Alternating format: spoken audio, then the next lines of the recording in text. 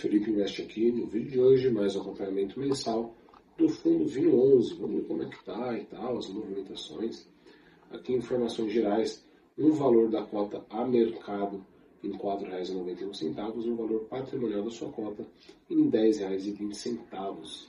São aproximadamente 142 mil cotistas. E lembrando que esse fundo tem taxa de administração e taxa de performance, como todos os outros fundos da Vinci. Fundo de laje corporativa, a gente vê aqui, né, o foco de atuação. E nos destaques do mês ele fala de um dividend yield anualizado em 12,2%. Em agosto o fundo anunciou a distribuição de rendimentos no valor de 5 centavos por cota. 78% da receita de aluguel do fundo correspondente a contratos com vencimento após 2027. Então apenas 22% antes desse prazo aqui, né, de 2027. E um resultado acumulado não distribuído de 17 centavos por cota. Comentários do gestor sobre o cenário macro, acredito mais uma vez falando que esse cenário macro poderia estar ao final dos relatórios, né? Atualizações gerais, eles mostram para a gente que em agosto de 2025 o Vino gerou um resultado de 4,5 centavos, foi anunciado 5 centavos por cota de rendimentos e tem ainda 17 centavos por cota de resultado acumulado não distribuído. Adicionalmente, o Vino ainda possui 19 centavos por cota em resultado não recorrente a receber, referente à venda no ativo BM336, relativo à parcela de abril de 2026.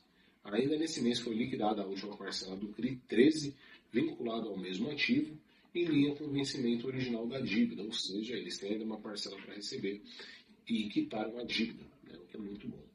Com isso, o fundo elimina mais uma obrigação de seu passivo, reduzindo a necessidade futura de caixa, e para outubro está previsto o vencimento da dívida do Rada Club, contratado em CDI mais 2,4%. Um dos principais focos da gestão sendo a melhora na estrutura de capital do fundo e na redução gradual do endividamento, então ele pretende se estruturar melhor, né, ter novos ativos, melhores ativos, e reduzir esse endividamento que ele tem. Sobre o portfólio imobiliário, eles falam para a gente que no mês de agosto, conforme antecipado no relatório de junho de 2025, o fundo avançou a reconfiguração contratual no ativo BM336, primeiro com a relação à locação com a Vinci Compass.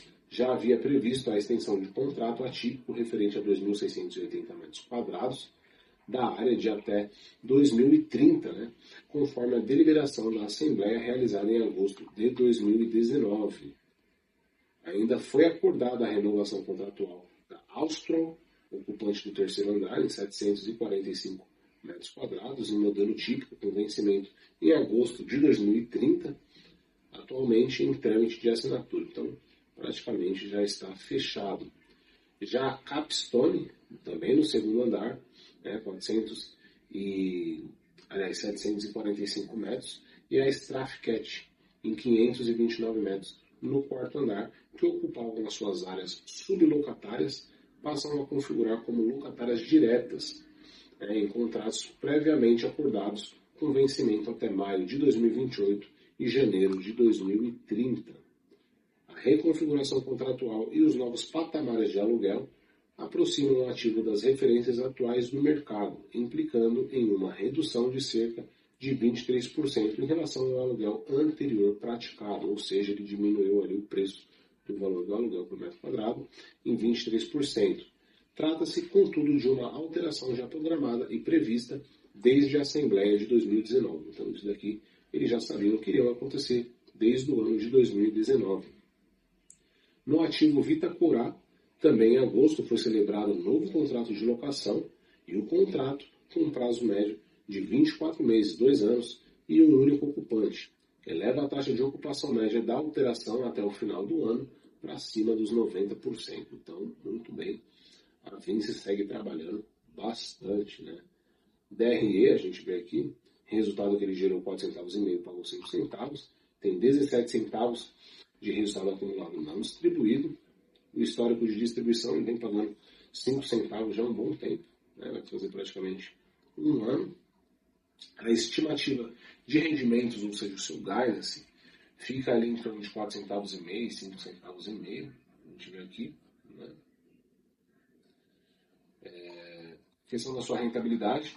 Aqui, galera, eu queria falar um pouco sobre, né, esse rendimento aqui de junho de 2025, né? Pagou ali 85 centavos por cota. Aliás, 8 centavos por cota. Não sei porque eles colocam a segunda casa decimal aqui. Enfim, pagou 8 centavos por cota. Teve muita gente com certeza que entrou aqui, né? Pô, foi pagando 5 centavos, agora começou a pagar 8. Né? Então, a galera mesmo sem estudar acabou entrando. Porém, se decepciona. Né? E a gente vê o número de investidores caindo quando esse fundo volta a pagar o seu patamar normal. Né? A galera tem que saber primeiro o que acontece. Né? A maioria dos investidores não sabe, só vai entrando, tá pagando bem o dividendo nas alturas, então vou entrar. Na verdade, não é assim. Rentabilidade, né? A gente vê aqui uma rentabilidade bruta da cota negativa, em menos 3,4%. Né? Negociação do fundo na B3, o fundo encerrou o mês com aproximadamente 142 mil cotistas e um valor de mercado de 406 milhões. Um volume médio diário de negociação de 0,6 milhões, o que representa um giro equivalente a 2,9% das cotas do fundo. Aqui, galera, ó, como caiu bastante, né, aquilo que eu falei, de junho para julho, né, foi quando ele pagou ali a porrada de 8 centavos por cota. Então, o fundo não tem culpa, né, os investidores que de fato têm que prestar atenção e saber o real motivo de estar entrando ali, investindo, aportando em um fundo imobiliário, né, não somente pelos dividendos. Isso daí é praticamente irrisório, né? Você aportar em algo só por causa do que ele pagou no último mês, né? Sem acompanhar nada, sem então. Quem faz isso, na verdade, fica aí a ver navios.